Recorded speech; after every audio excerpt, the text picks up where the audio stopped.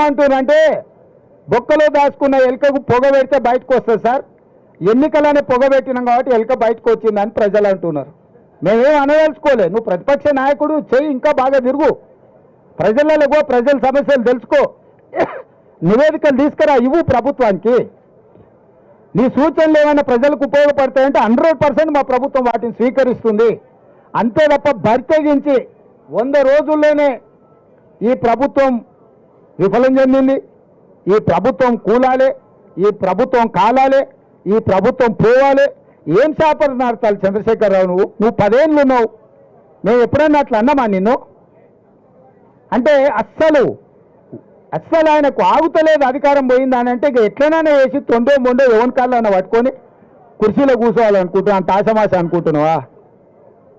అందుకే విద్యుత్ విషయంలో కానీ, సాగునీరు విషయంలో కానీ, రైతు బంధు విషయంలో కానీ, రైతు బీమా విషయంలో కానీ, గిట్టుబాటు ధర విషయంలో కానీ వరి కోతలు ఇంకా పూర్తి స్థాయిలో కానేలేదు. అప్పుడే 7,000 పైచీలకు కొనుగోలు కేంద్రాలను ఐకేపీ కేంద్రాలు మేము తెరిచినాం, వాళ్ళు అసలు తెరవనే లేదంటున్నారు. నీలాక క్వింటాల్కు 10 కిలోలు కమిషన్లు కొట్టే విధానం ఉండదు మా దగ్గర. ఎవడైనా చేసిందంటే తిత్తి తీస్తాం. ఎవడైనా 10 కిలోలకిన క్వింటాల్కి కమిషన్లు తాడి పేరు మీద తాలు పేరు మీద ఎవడైనా కొట్టిందంటే నీలాక కమిషన్ల దందాలు చేయం చంద్రశేఖరరావు.